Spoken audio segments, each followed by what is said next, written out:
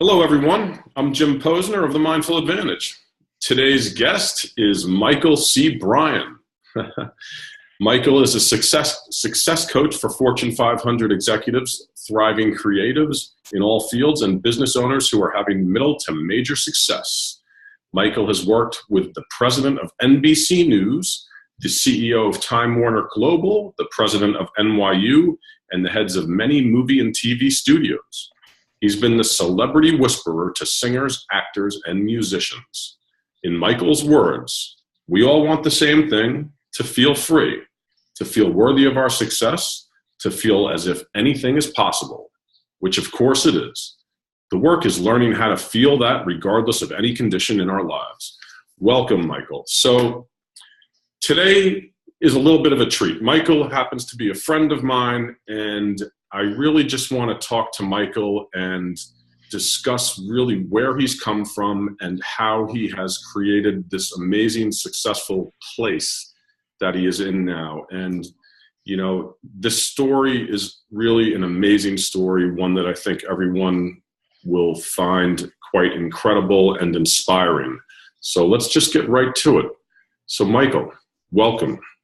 Thank you, Jim. I've been chomping at the bit here because I think I told everybody I laughed. I'm like, I was born talking. So I'm sitting here like going, oh, Yeah, great. I know it's tough for you not to talk, but so here we go. So, Michael, yeah, how did it all begin? Can you tell us how does it all begin? where and how you grew up?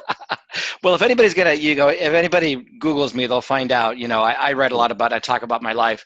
And, for a very long time, I didn't want to discuss too openly what my life story was. But I realize now, as you and I have talked about, Jim, that there comes a point, everybody has their line. Everybody has their place. Either they want to talk about their life story or they don't.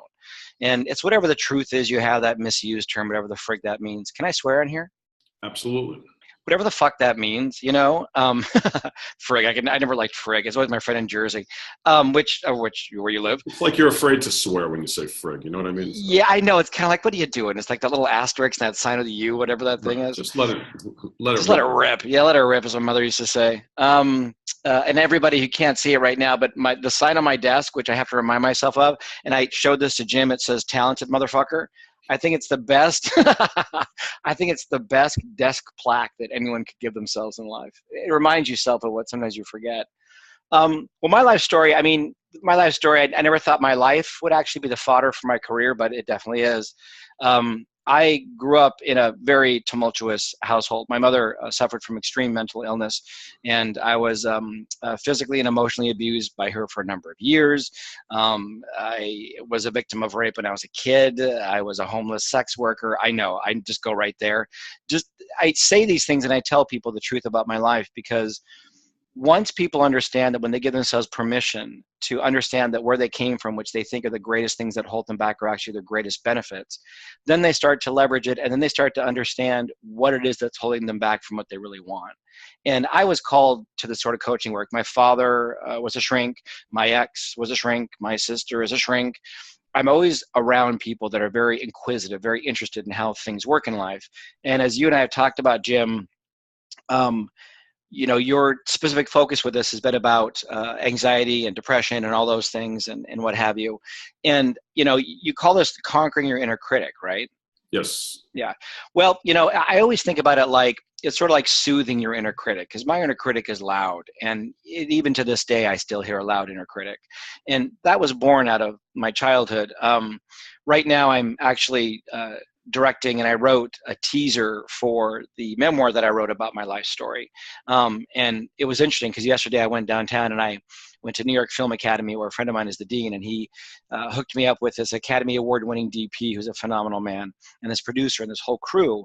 And yesterday I was sitting on the floor and I was directing two boys, one 12, one 14, talking about what it's like for young gay boys to sort of understand their attraction to one another. But it's not about sex. It's about intimacy, about love, about finding your place. And I'm sitting here in this room in this most rarefied moment where I'm able to direct these two boys. And I'm thinking to myself, I feel like an imposter being the director here. And I'm like, wait a minute, I've asked for this in my life. And I think there comes a point in our lives where when we push ourselves outside the comfort zone, when we really go to where it is that we really want to go, but we're sometimes afraid to go, we end up asking ourselves and really coming face to face with whether we feel really worthy or deserving of this thing that we want. And we don't know if we feel that or not until we put ourselves in these situations. So my life has always been about talking about where I came from, how my coming here now was both because of that and still today a little bit, still kind of in spite of that, to sort of prove to myself that I can have the life I want. Because as you have talked about, I'm very bare about this stuff. I came into my awareness later in life. I'm 52. And I was telling someone else this today, a friend of mine called me and she said, I'm having a really hard time. Can you help me feel better? I said, well, you know me, I'm very blunt. I'll tell you my life story. And we started talking. And then I said, all these things are happening. I'm doing a TV show right now where I'm the host. It's a reality show. I've got a teaser that I'm doing for my book. I have a very successful and extremely rewarding coaching business that's thriving right now, MCBHappier. All these things are happening. I'm writing TV shows for these producers in LA, blah, blah, blah, blah, blah. And I said, yesterday I was sitting in the middle of this rehearsal talking with these kids, and my heart's just pouring out for these young boys because it's like me on screen. And I've got this crew behind me. And I'm thinking to myself yesterday, I was thinking, I can't take in how good this feels right now. And I'm like, what is wrong with me? How can this be? So the night before, Saturday night, so this is my little secret. I don't really have any secrets. I tell everything. My secret on Saturday night's this. I lay in bed and I think to myself, I'm 52. I think to myself, why the fuck didn't I get my shit together earlier? Why did it take me so long? Now, yes. When you have the shit kicked out of you as a kid from a mentally ill mother, when you're a homeless teen on the streets, selling your ass to pay for the rent, when you battled for years with depression, anxiety, or suicidal, the kind of anxiety I've told you about, Jim, where I tried to open the doors on the F train. I was freaking out one day so much.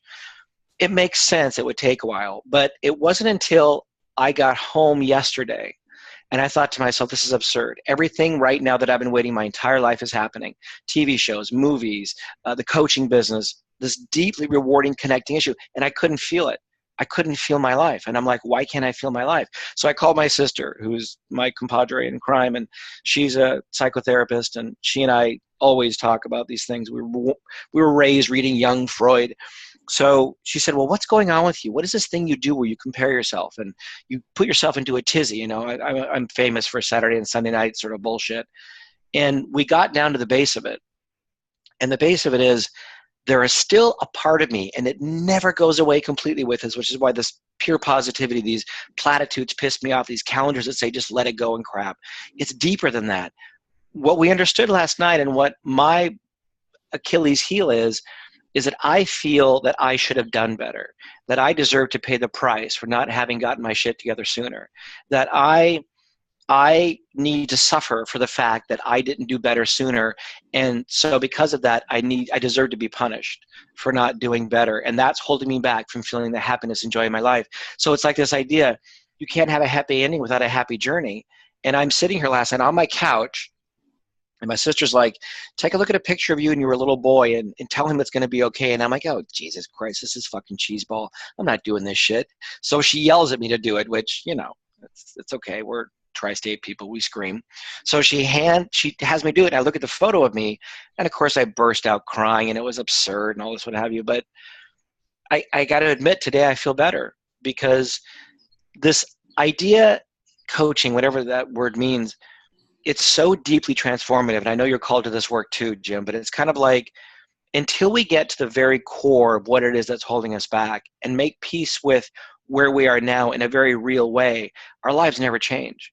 Like nothing ever really changes. And this morning I thought to myself, I'm always going to have a part of me that is going to think to some degree that I should have done better faster, that I should have gotten my shit together. I'm always going to have a part of me that's going to feel I deserve to pay the price for not doing better. And that holds me back from optimizing where I am right now and being excited for what's coming up. And it holds me back from being in the moment and then negotiating with producers and directors and doing so well. And this morning I had numerous calls about all these projects I'm working on. And because of that trip last night, I had the most awesome calls with people today.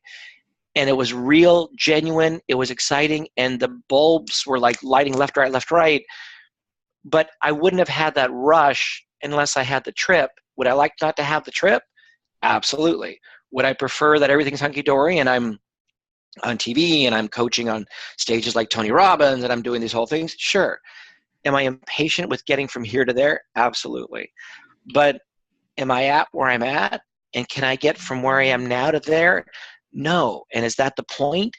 Yes. So today I can actually feel how good my life is right now. But it was strange last night to stand in the middle of all these amazing things and going, why can't I feel my life? And it's because I have that little thing in me that it's that self-flagellation bullshit. It's that talking smack to ourselves thing. I mean, it's insidious and we don't even admit it to ourselves.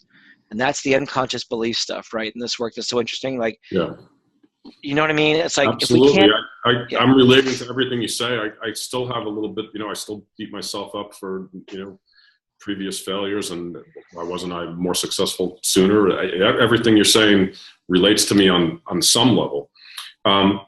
Hey, I just want people to really understand something here. If we could, we could go back. I get this a lot. Can we set this up a little bit? But you know what it is, Michael? Because your story is really, really interesting. And there are probably a lot of people that have, maybe not, to the level of you, but, similar stories, relationship issues with their parents, maybe abusive parents, maybe some other form of abuse that they grew up with. So if you could just kind of describe a little bit of what growing up for you was like with an abusive mother and just kind of get into a little bit of that. So people can really relate. And I think it really will help a lot of people also. And that's my main aim of this whole series, really. Yeah. And that's the aim of my life. Like the reason my memoir is called Creepy Kid. And it's called Creepy Kid because my mother, your what's called Creepy Kid? I'm sorry. The memoir. Your memoir. Yeah, my memoir. Right. Yeah, my memoir is called Creepy Kid because that was the term of endearment that my mother used to call me. So your mom used to call you Creepy Kid. Wow. Yeah, and shit for brains, stink pot, motherfucker, dumb fuck. Yeah. She was also, oddly, even though we talk about these things that are so heavy, she was what I call a beautiful monster. She was hysterical.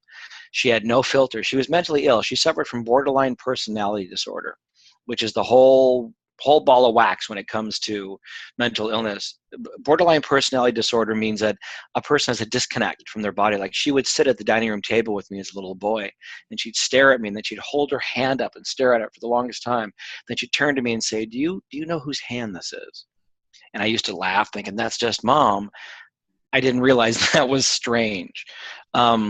When I grew up as a kid, I loved her and I was terrified of her. And what would happen was she would be assaulted by these strange workings in her brain. She would be there, then she would hear voices. She was schizophrenic. So she would at one point hug me and kiss me, and the next minute slap me or throw something at me. She would hear a voice. What happened as a child is that children of abuse, we have our hearts wide open because we're children and we're meant to be loved. And what happens is we're wide open, then a parent or authority figure comes in and it feels like a little stab in the heart. Like I've been told by many psychics and spiritual people, as much as you believe in that stuff, that I've got lots of little wounds in my heart that I'm always healing because she used to stab me so much. Because my mother, I loved her. I'd open my heart, then she'd come at me. So I never trusted being loved. And I always felt that I deserved it. See, the thing with kids who are abused, they don't have the framework to think, I'm not doing anything to deserve this. So they live their whole life enacting this thing that there's something I must have done to deserve it, when it's not your fucking fault, is what I say to people I work with. I'm like, look, their battle was with them. And yes, they were doing the best they can. But if you don't get in touch with the rage you feel and the way in which you were treated, and that rage is fully fucking justified, and then move past that to forgiveness, you're never going to live a healed life. And what happened for me was, because my mother, she was born and raised in Kellogg, Idaho, and her mother, my grandmother Dixon, was schizophrenic. She used to bring home strange men to the house. My mother was 3 and 4 and make love to these strange men in front of my mom. Yeah. I mean, I talk about these things now openly without much emotion. It's there, but I kind of learned to blend with it. I remember when I saw the movie Sybil, it was intolerable for me to watch because that was sort of what I grew up in.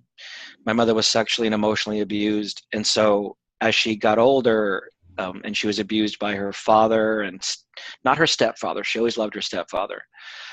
She grew up with a thwarted sense of sexuality, something that we don't talk about in this country at all, and something that I talk about a lot.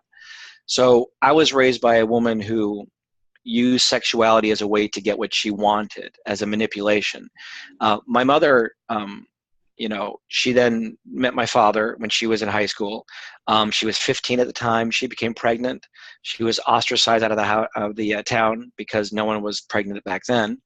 They moved to Opportunity, Washington. My mother used to say to me, she's like, "Opportunity, my ass." Like I was a fucking shit heap. With apologies to anybody still an opportunity. Yeah.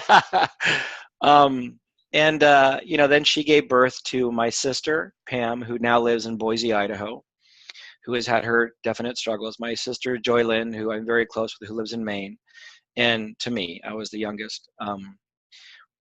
When my mother, 9 years ago, my mother killed herself through pills and booze because she was at the point in her life where, people don't understand suicide, like the Robin Williams and people, whatever his deal was. He had Lewy body, though, which my niece has Lewy body.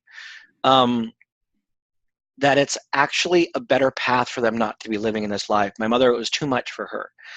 She couldn't survive. I mean, the depth of our family psychosis and pain really hit me years ago. When she died, I went into the garage and my father said, "There's some stuff your mother's back there and I don't want it."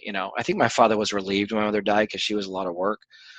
And in the back was this giant box, and I opened up the box and I looked at the top, and my sister Joy came over and my shoulder and looked down, and she's like, "Oh Christ, I don't want that fucking thing."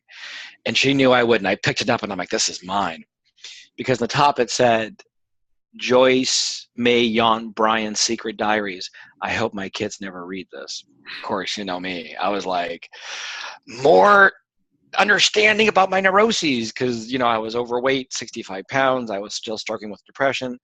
Well, I opened up the diary and it was a shock what I read. Some days I was morally confused as to whether or not I should publish these diaries. Now I'm not so morally confused. I'm going to publish them at some point. But I thought I got I think humility is overrated. I feel I'm now an extraordinary writer. And for years, I didn't know where I got that from. I was sure my father, who used to read with me all the time, who gave me Ray Bradbury, gave me Jung, gave me Freud, gave me Nietzsche. I thought this man was the one that gave me my writing, how as much as a person can be given writing. And when I opened up my mother's diaries that she thought no one was ever going to read, I realized I got it from her. Her writing is breathtaking. What's breathtaking, of course, and this is my family, a family of secrets, she wrote erotica. And I remember as a boy, she used to read to me Little Birds by Aniston Nin, which is erotica. She used to read that to me as a boy. And I thought it was normal to hear about all this fucking in French. I never knew at 10 you probably shouldn't be read an erotica. But she wrote a bunch of erotica, and it's extraordinary writing. She also wrote in there the big family secrets, that when my sisters were in their cribs, she tried to kill them. And that she had to commit herself. I mean, I know my family, it's Lady Macbeth stuff here. We're talking, there's nothing I have to hide because the shame that we feel in this life to hide these things can screw us up. I think it's important. There are most likely other people that have major family problems going on, and it's important for people to hear the stories and know that you can make it out the other side, and exactly, it can be okay. And that's exactly it. That's why I want to try to just dig deep and tell people's stories. Well, that's exactly it. And that if I can make it and I can be here, and I've got my ghosts, I'm haunted a little by certain things. If I can be here after all I've been through, anybody can make it. And that's the only point. Like Creepy Kid, the book, the teaser for the book, I've written it now as a TV series called Woodridge that's everywhere. Yes, I'm not going to lie, do I want fame and fortune because of that show? Of course. I want to be a TV writer, make a lot of money. I want to have my new 6 feet under. Yes. Is the thing that I'm going to take to the grave that's going to carry me, knowing that someone would read that or watch that and they would think to themselves, there was a reason for my life, that there was a reason for my suffering. that there is a reason for my pain? Yes, because when you come from the past I came from, and you feel you deserve to fail, you feel you deserve to suffer. I mean, I say that, and people in this society just want to hear sound bites, but listen to that for a minute. If you feel you deserve to be in pain and deserve not to feel loved, that shit fucks you up 5 ways to Sunday. I mean, that's what you were told as a child, right? Taught. Yeah, I mean, Taught. Taught. But the interesting part here, Jim, that always gets me is I had someone say to me once, "How did you survive those years?" I mean, I was like 14 and homeless. My parents found out I was gay and I liked girls and boys. I liked boys more then, and now I kind of in the middle somewhere. When my past really surprised that my sexuality is fluid. When I got kicked out, when they found out that I was with this boy at 14, I was homeless. I had to make a living, so I was a sex worker on the streets. And people used to say, "How did you make it through those times?" And I always had this a feeling I would be okay. And there was a church I went to one time when I was having a really hard time in the 90s when I moved to New York. And I was doing a lot of drugs and mostly cocaine and a lot of weed and drinking. And I was never big into the heavier stuff. I was always about weed. And I remember I walked into a church on 10th and Broadway, right there, Trinity Church, I think it is. Yes. Yep. And yep. And I walked in and I saw something on the wall, and it stopped me cold. And it was Archangel Michael standing there with his wings outstretched, and his foot was on a demon on the ground.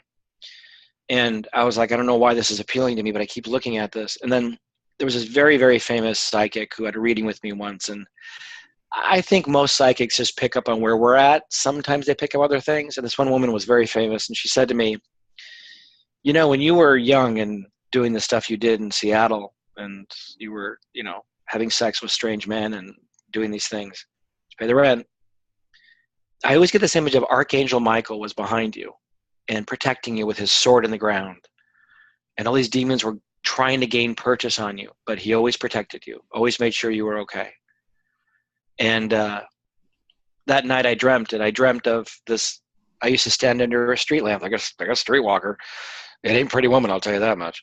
And I used to stand there, and there was a light that used to come down beside me, and it would just a light in the darkness. And I had this image of Archangel Michael standing behind me with his sword in the ground, and all these demons trying to gain purchase, and he was protecting me because something protected me.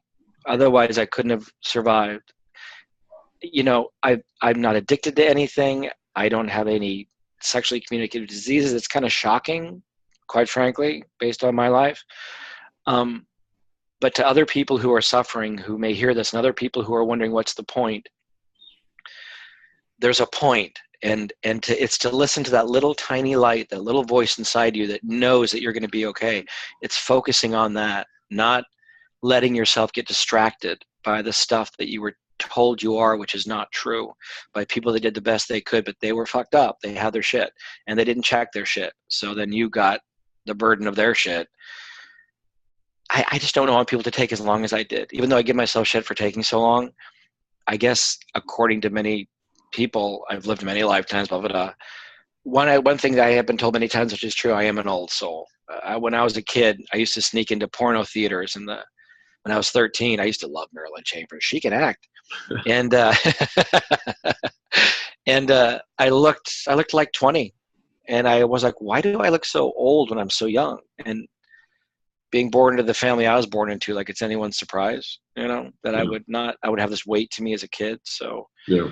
So all these projects that I do, all the coaching is about helping people who, of course, my clients are all people that are working through fascinating sexual adventures, depression, anxiety, feelings of lack of self-worth, and they're all growing businesses. Because I was learning to take care of a mentally ill mother when I was a child, and that my job was to always save her. There's a reason I was very, very good at helping very narcissistic, famous people get along. There's a reason I was really good at it. You're born to do it. Um, Question. So you touched briefly on an event in New York City. You had a panic attack on a subway. Oh, brother. I opened up my memoir in 1996.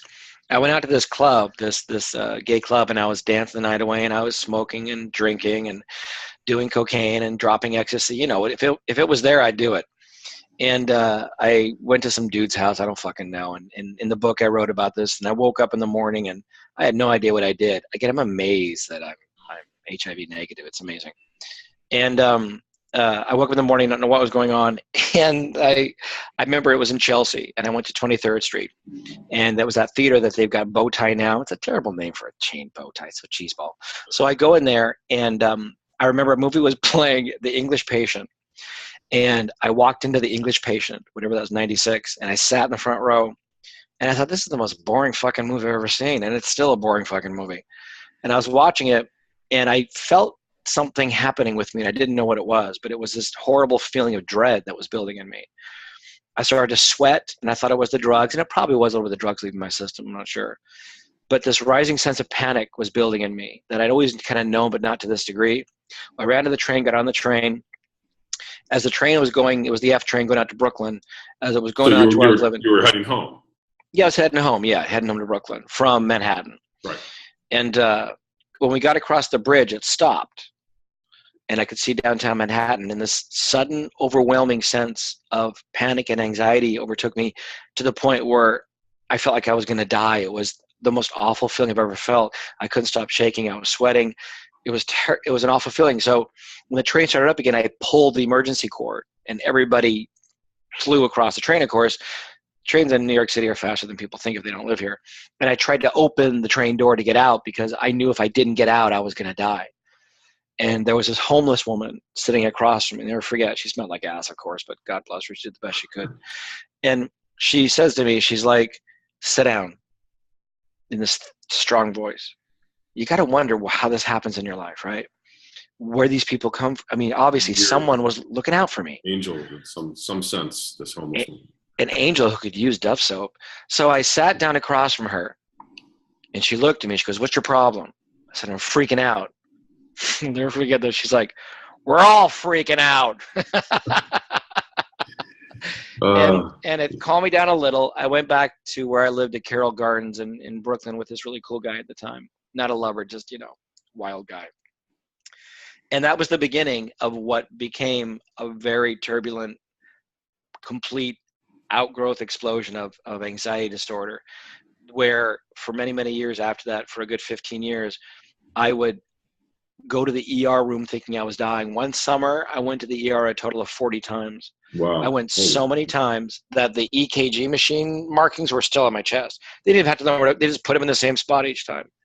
So I just want people to understand again, and I've had some panic attacks. So just so people really understand what it's like to have an anxiety attack, you really think you are dying. It's paralyzing. You think you're having a heart attack. I mean, if I'm saying anything that's any different from what you experienced, your heart starts to pound like nothing you've ever felt. Typically, you start to sweat. My left side went numb. I had just tunnel vision. I became nauseous, and you're really, really scared. And then I had a couple, one that I went to the hospital and one, where I called my doctor. But when I was going through this time in my life, I always felt like I was on the edge. For a couple of years, this anxiety was just always there. I mean, you went to the hospital 40 times, but again, I don't do anything small. I just want, so people really understand, and what it's, when you have this anxiety disorder, when you're going through it, it's paralyzing and And it's a real physical thing. So people can't see it, right, but you can feel it. And we tend to not validate our own feelings and realize this is a very real thing. See, the thing that someone can tell themselves in the middle of a panic attack is to say, I'm not going to die. It may feel like I'm dying. What causes people to feel like they're dying and what causes a panic attack to get out of control is you feel the symptom, you think you're going to die, then you focus on the symptom, then you get freaked out about the focusing of the symptom, then you freak out, then you focus on the thing, and the feeling about the feeling begins this vicious cycle. And I wish someone would have told me the only person that can stop this is you, by breathing, by chilling. The reason why you and I connect, Jim, so much is that my equilibrium and balance and ability to talk about these things so openly without really giving a shit, mostly, we all do to some degree, if anyone thinks about me. But, meditation, when I undertook it 5 years ago, very seriously, I mean, we're talking every day. The part that no one wants to talk about in meditation is that there's this thing in work, and I've learned this from all my spiritual teachers, from all the greats, from Deepak to, Oprah and Deepak doing their Oprah Chopra, my sister calls the rap, to Abraham Hicks, Esther Hicks, who I think is like the bomb. She's my homegirl. To all these people, they're talking about meditation is about connecting to the inner being, the source within us. This is the thing no one wants to talk about, but I don't care. It's that thing, the intuition. Like I say to people, where the frig do you think you get your intuition from? Well, you have an emotional guidance system. Trust it. And when you meditate, you learn to trust that, and that's where the peace and the calm and the awareness comes. Meditation helps you to quiet your thoughts, to be aware of your thoughts. So anyone that doesn't think there's a practical, tangible, measurable effect of meditation is the kind of person that back in the 90s said Mapplethorpe's a pervert but never went to his exhibit. Dude, do it. Unless you do it, you can't talk about it. So people who say they understand meditation don't understand meditation because you have to give it 30 days. And because we're a society of instant gratification, I dig it. It's cool. I know too. I want it like that. I'm a New Yorker. The momentum that builds after 30 days has its way with you in the most amazing way, in that you just go from being a reactive person to being an objective observational person. And that's the trick to a happy life, is where stop reacting to everything around you. Choose the way that you want to react in your life. Be objective. Step back. Take ownership of your thoughts and the emotions that you want to conjure. Because when you do that and you start feeling better, I don't care what the fuck you think about law of attraction and metaphysics. I'm more about a quantum physics sort of viewpoint. You will see the reality of your life change. It's true. You just really touched on it. That's what meditation really does. This anxiety and this acute anxiety that you and I both have experienced, a lot of that is based on just thoughts and the thoughts that never are going to come to fruition anyway. And we start to believe those things, and that creates this anxiety, and it builds up and it builds up and it snowballs. I always quote Mark Twain. He has this great quote: most of the worst things in our life have never actually happened to us. Yeah, I love that quote. Yeah. And it's true but to say this and to people hear this, it's interesting, like we talk, some people will hear this and it will resonate. Some, they can't hear it. Like they have to hear it many, many, many, many, many, many, many times. And they have to put themselves through many, many difficult, unnecessary situations before. We as a human species are so fucking stubborn. We'd rather be right than be happy. We really want to be right. And until we can get to the point where we're just willing to give up and just surrender to just the only thing we have control over, which is our thoughts, in service of our emotions, in service of whatever you call the inner being thing, in service of this ownership and taking back the power that you're the only one that can control how your life unfolds, and that everything in this life is doing its damnedest to help you. But if you don't believe that, if you feel like people are assholes, they're douches, if you feel that they're out for themselves, which they are in a good way, if you really are of that mindset, of that belief system, then you're going to live your whole life blaming everybody else for what's happening in your life and not enjoy and relish the power that comes when you realize that you're the only one that can control how you feel.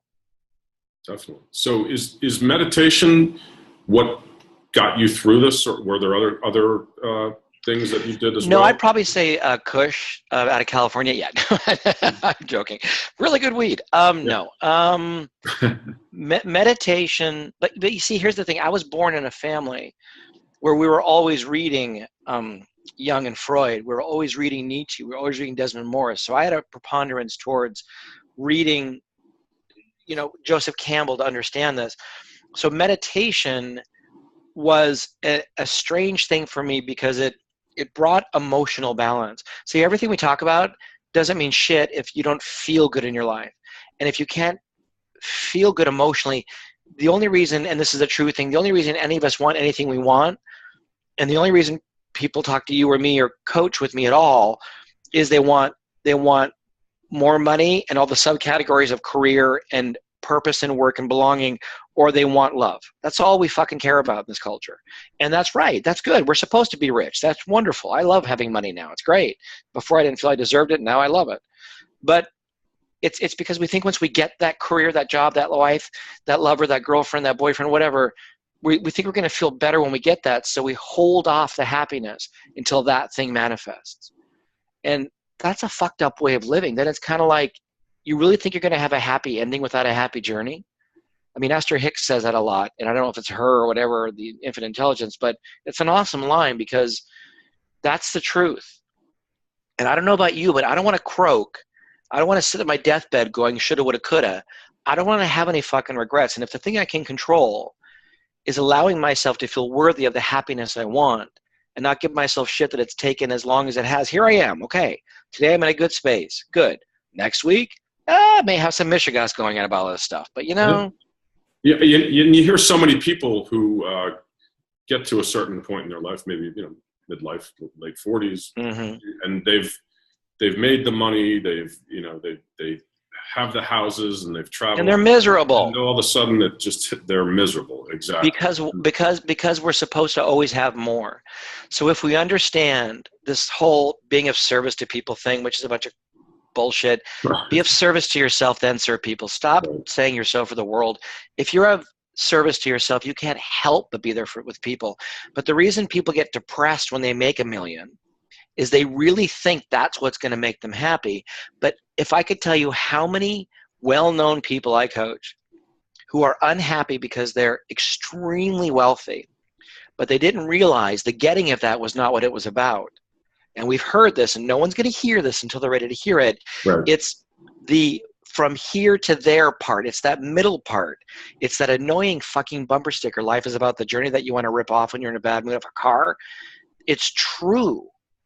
It's true. Life is about the journey. And I don't always get it. No, but I'm living my life in service of trying to not try so hard, to just sort of chill the fuck. That's the number one tat I'd give all my clients. Chill the fuck out. That's the number one tat we all need. It's just, we're just also a world of hustle. Well, there's good hustle and there's bad hustle. And the bad hustle is you're always tired. You always tell people you're insane. You're always busy. Well, who are you trying to convince that that's an okay way to live? Why are you looking for people to validate that life? That's a terrible life. Right. Yeah. It reminds me of a story. Right when I kind of got out of college, I had a buddy who went to law school. He was a little bit older than me.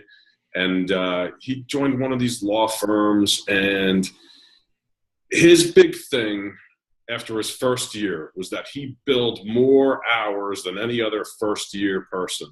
And I remember thinking back, I'm 48, so this is, 25 years ago, more than that.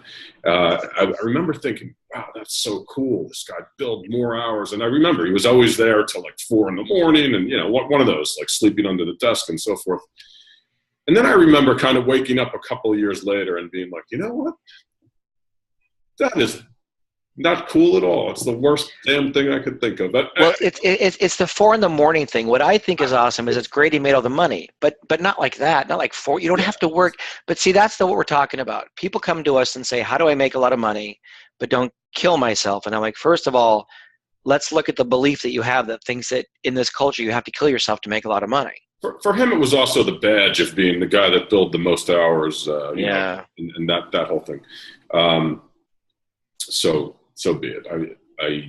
Yeah, so be it. I mean, it's his choice. For some people, that's great, but I had this awakening. Yeah. You know what? That wouldn't have worked for me, and I would. Well, that's because you realize, because when you know what you don't want, you know what you do want, and that's why all of our life experience is fodder, right? But if we would just get to the point where we'd stop talking about the unwanted and we would just be clear on what we want, And this is the part that, again, like the inner being stuff, no one wants to hear it, but there is a strange thing that will happen, that if you live your life without thinking thoughts, and meditation teaches you how to do this, if you really, really are serious about it, if you live a life of not thinking, and you really are present moment thinking, the whole thing Eckhart told me is made a small cottage industry out of. His books are hard to read in my opinion, but whatever. The whole thing about that is, you don't need to figure out the specifics of your life. You just need to be very clear on the specifics of what you want. And if you just for a little while trust that when you live your life in service of the present moment, which meditation teaches you to do, the answers will be received by you. And then you have to ask yourself, if you didn't think the thought, where is the thought coming from?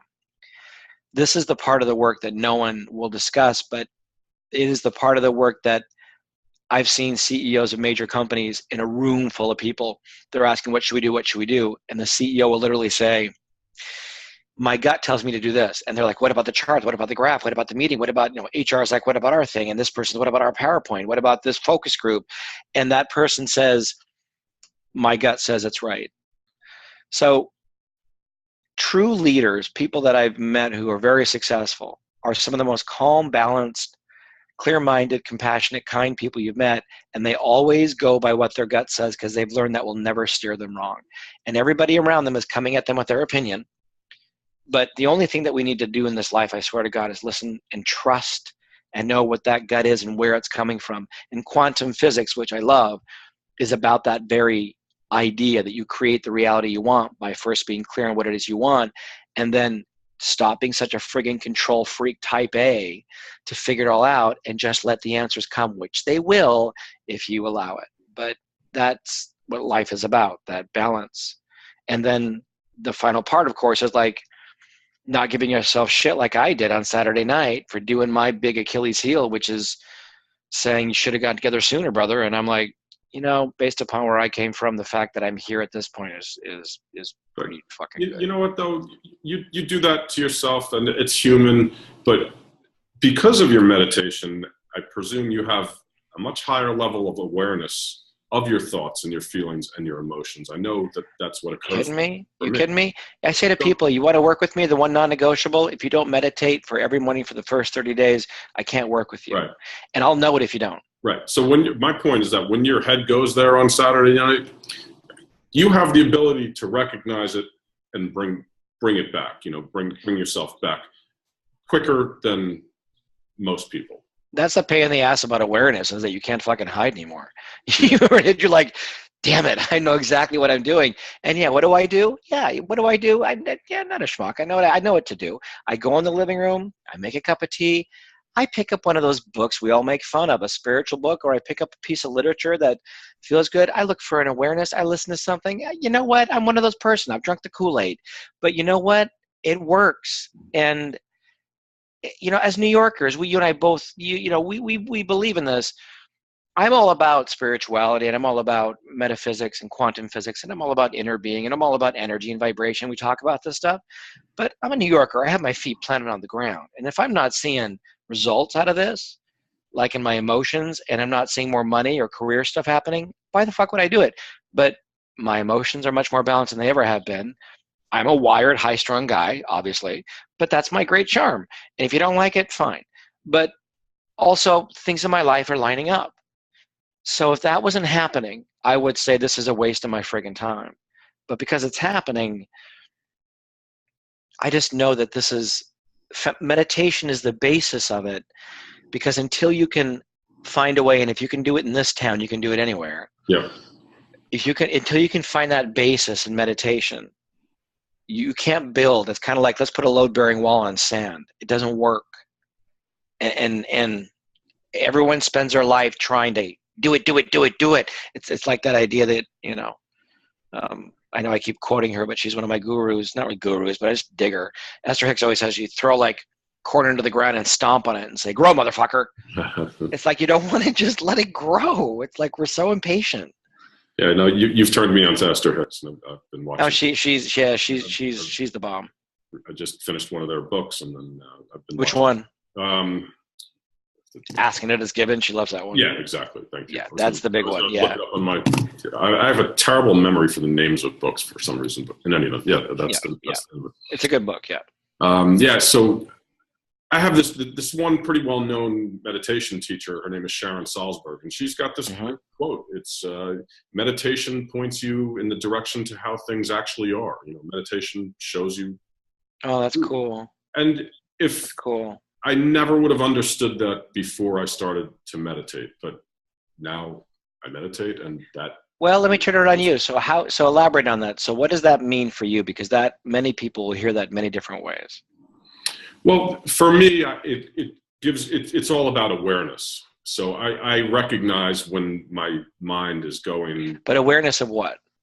Awareness of my thoughts, my feelings, my emotions, my breath, my surroundings, sensations in my body. Does it also make you aware of like what your unconscious beliefs are? Because I'm a big fan of the unconscious rules the game. Well, so that's kind of a funny question, because if it was unconscious, then I wouldn't be necessarily aware of it. But the answer. But that's what meditation does. Right. Is it? So it brings those thoughts out into the open, and yes, I have my own story. About what pushed me down into my anxiety-riddled few years also. And I had these unconscious thoughts that were constantly going on. I had lost a job when my wife was pregnant, and I just became a terrified mess, anxiety-riddled mess. How am I going to get another job? How am I going to pay for my family? How am I going to pay the mortgage? Why did I get laid off? Why not that other guy? I was just constantly worrying about the future and pissed off about the past, completely unable to be present. And it really spiraled out of control. But through meditation, I was able to basically calm those thoughts down. And how? By when I was meditating, I'd bring awareness to all these thoughts that I was having. Of course, when I was going through my issues, you're having these thoughts, but you just, on one level, you can't control it, and it completely took over my life. I was a mess, and meditation. Well, that's the thing about meditation that's fascinating.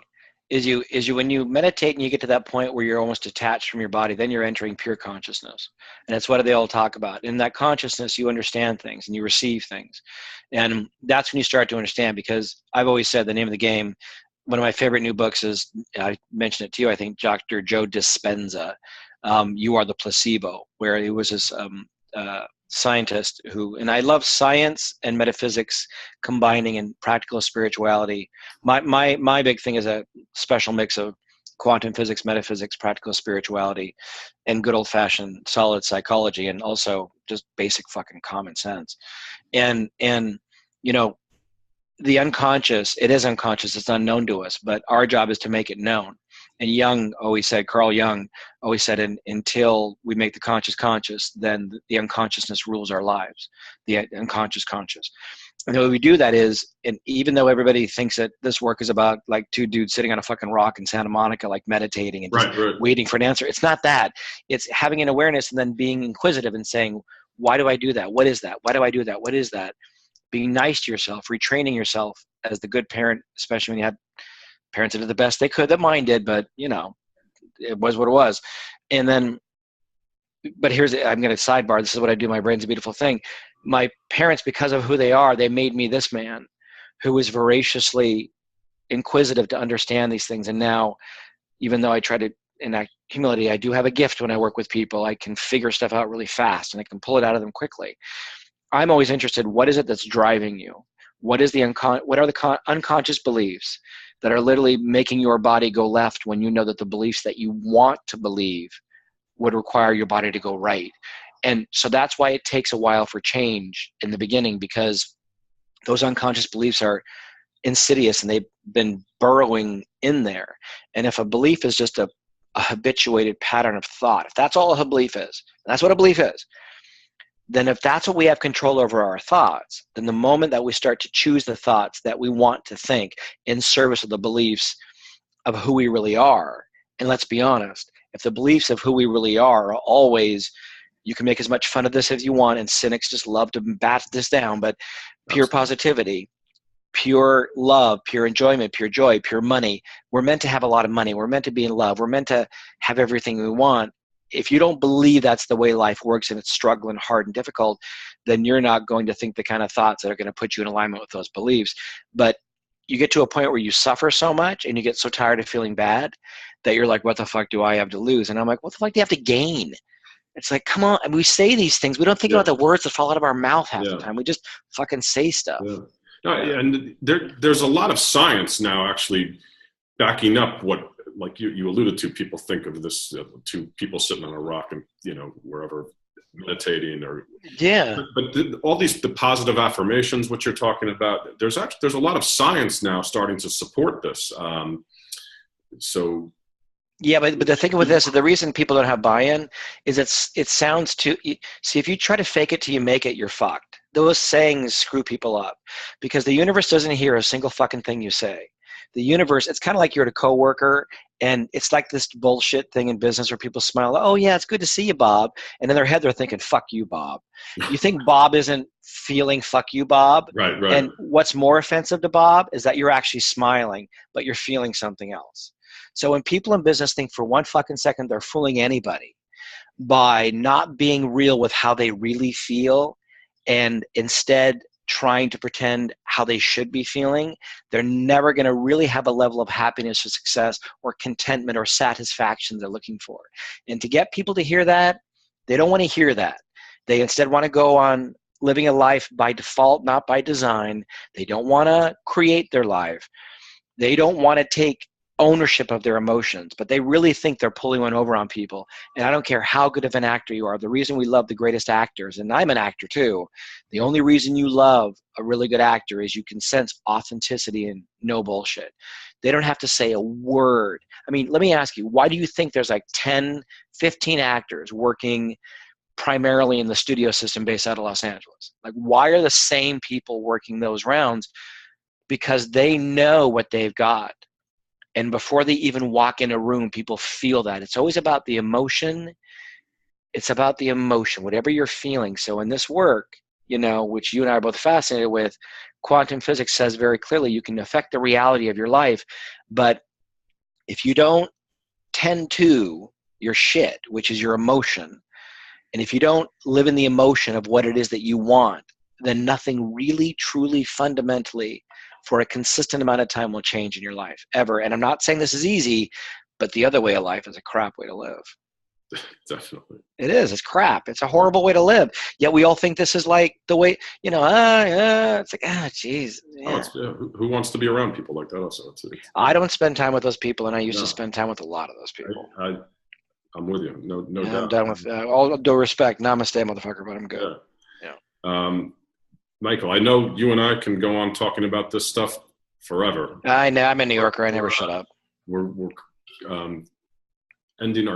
coming to the end point here on our time with this interview. So let me just ask you, where can people get in touch with you? What's the best? Send me an email. I talk to people from all over the world. It's Michael at MCBHappier.com. So it's MICHAEL at M as in Mary, C as in cat, B as in ball, happier, like BeHappier.com. And my website is MCBHappier.com. And you know what? Just fucking Google me. You're going to, I like, as you can tell, I'm not exactly shy. I'm everywhere. Let me tell you, I met Michael about a year ago. We've become pretty darn close. If you ever asked me 20 years ago, would I be friends with somebody like Michael? I feel like he had three eyes. I think we're the most different people in the world, but in many ways we're really not. I get this a lot. My sister said to me, she said, you're great. Everyone wants to spend time with Michael, but I don't think they want to spend time with a room full of Michaels. I was like, what the fuck? And I was like, actually, I kind of get that. Yeah, you own your force of natureness, and this is my force of natureness. And I got to say to people who are listening, Jim is one of the most authentic, kindest, most serious, intended, and genuine men I've ever met. And the work that he does with Mindful Advantage, the work that he does helping people, the joy and the happiness and the pragmatic solutions that he has for people. He's a solution-oriented man, and he's an extraordinary individual. I'm really genuinely honored to know you, my friend. Thank you very much. And Michael, your upcoming TV show you mentioned, or? There's a number of them. I'm shooting a TV show called That Crazy Gay Guy, which is a reality series of me spreading happiness and positivity in hidden camera, ambushing game show format. It's shooting on the streets of Manhattan in the next 4 weeks. I've written a couple TV shows. One's called The Life Coach, of course, which is going out to a lot of actors in LA. And I've also got Woodridge and Aerobics, the series, going out in LA. I've got the book Creepy Kid, which is a memoir, and then also it's a stage play, and it's now a screenplay. I also act in a lot of stuff, as everyone knows. And also MCBHappier, the coaching company I founded, is always chugging away, and we're doing a lot of, as you know, Jim, you and I are building the group coaching, and the independent coaching, the private coaching is deeply, deeply rewarding and delightfully busy and really extraordinary, wonderful, amazing work. Well, Michael, I just want to say, thank you so much for spending the time with us here today. And thank you, my friend. Michael C. Bryan, that's Bryan with a Y. Look out for him. He's got a lot of stuff going on, and he's really talented. So I'm sure you'll enjoy it when you start to see it. Thanks again, and we'll talk to you soon. Great. Thank you, Jim. Thank you.